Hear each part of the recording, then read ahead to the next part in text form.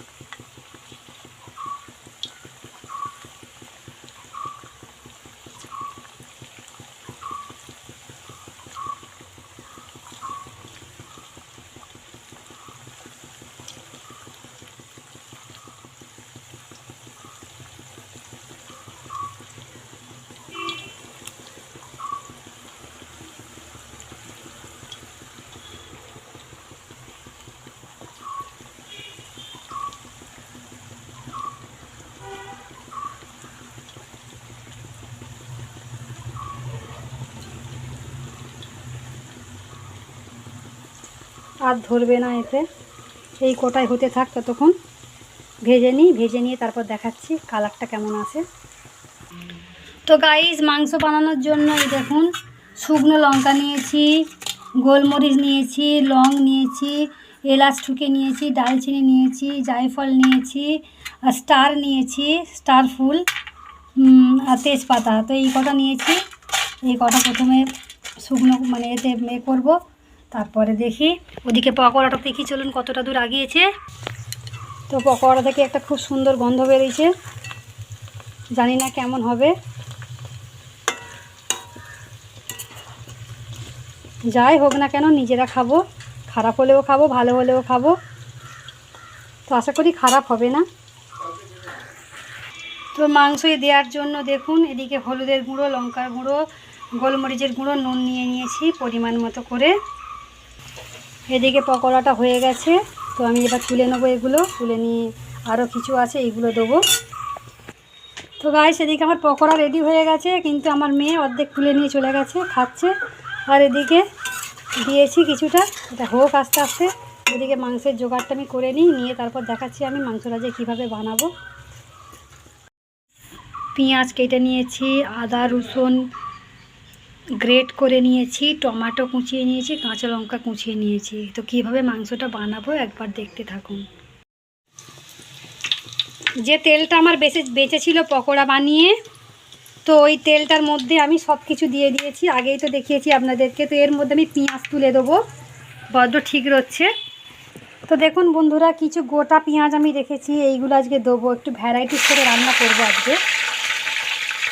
তো ওই পেঁয়াজগুলো দিয়ে দিয়েছি, এবার এই পেঁয়াজগুলো তুলে দেবো। এক জায়গায় রেখেছি তো একসাথে সব কিছু উঠে যাচ্ছে।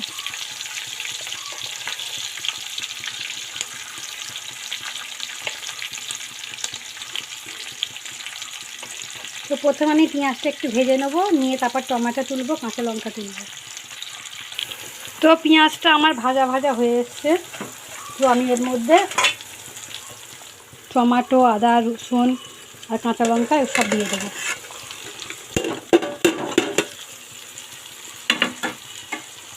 দিয়ে আমি সুন্দর করে তাকে নাড়াচাড়া করব।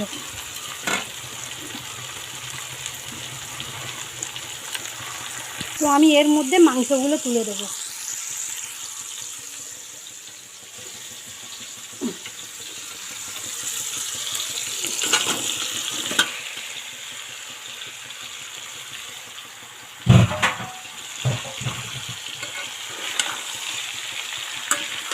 তো ভালো করে আমি নাড়াচাড়া করব এটাকে।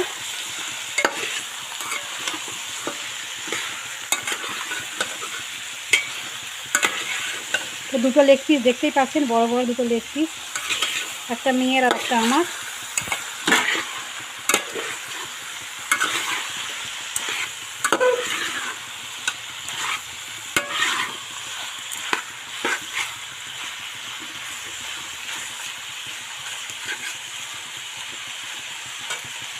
ততক্ষণ এটা ভালো করে ভাজা হোক, তারপর মশলাগুলো এর সাথে যুক্ত করব।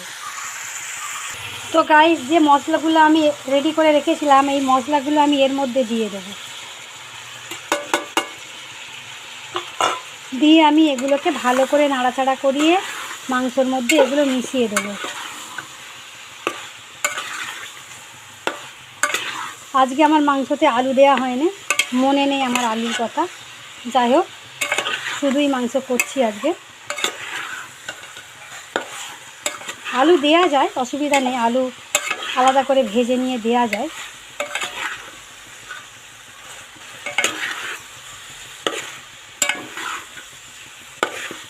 কতক্ষণ এদিকতে এটা কষতে থাকুক, আমি বরঞ্চ একটা কাজ করি, আমি আলুটা আলাদা একটা সাইডে ভেজে এর মধ্যে অ্যাড করে দিলে হয়ে যাবে। তো ঢাকনা দিয়ে দিই ততক্ষণ, আর আঁচটা কমিয়ে দিই, দিয়ে আমি আলু কেটে নিয়ে আলুটা ভেজে দিয়ে দিই। তো গাইস, এদিকে আলুটা ভাজা হয়েই এসেছে প্রায়, আর এইদিকে দেখুন মাংসটা কষানো প্রায় হয়েও এসেছে। তো এর মধ্যে তেল ছেড়ে গেছে। তো আমি এই কড়াতে কী করব, এই কড়াতেই আমি গরম জল দেবো। আর ওদিকে আমি পাটাতে লেবুর রস নিয়ে রেখেছি, লেবুর রসটাও যুক্ত করব। তো দেখুন আলুটা আমার মোটামুটি ভাজা হয়ে গেছে, আর একটুখানি আলুটা ভাজবো, ভেজে তারপরে আমি মাংসটা তুলে দেবো।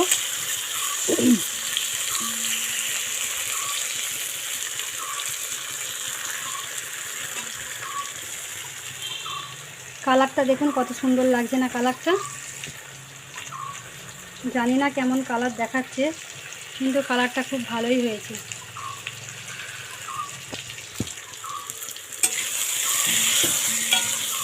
দেখুন ওদিকে আলুটাও ভালো করে ভাজা হয়ে গেছে।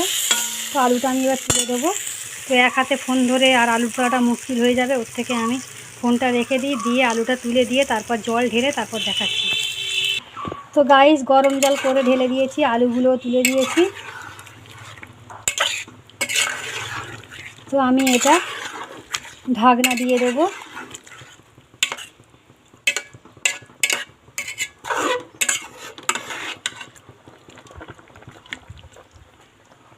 তো আমি ঢাকনা দিয়ে আঁচটা একটু কমিয়ে দেবো। তো আঁচ কমিয়ে দিই, 10 মিনিট পরে চলুন ফিরে।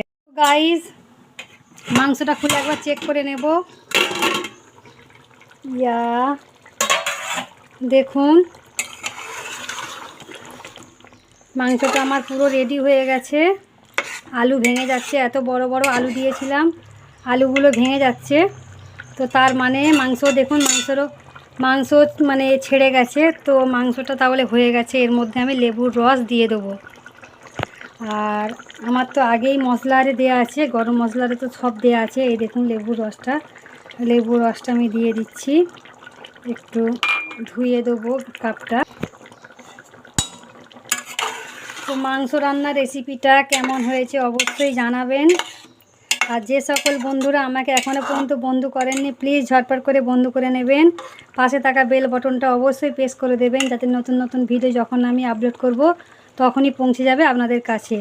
তো আজকের মতো বিদায় নিচ্ছি, টাটা বাই বাই। সবাই ভালো থাকবেন, সুস্থ থাকবেন এই কামনা করি। আবার নেক্সট ব্লগ নিয়ে চলে আসবো, ততক্ষণ দেখতে থাকুন, সঙ্গে থাকুন। Tata, bye bye.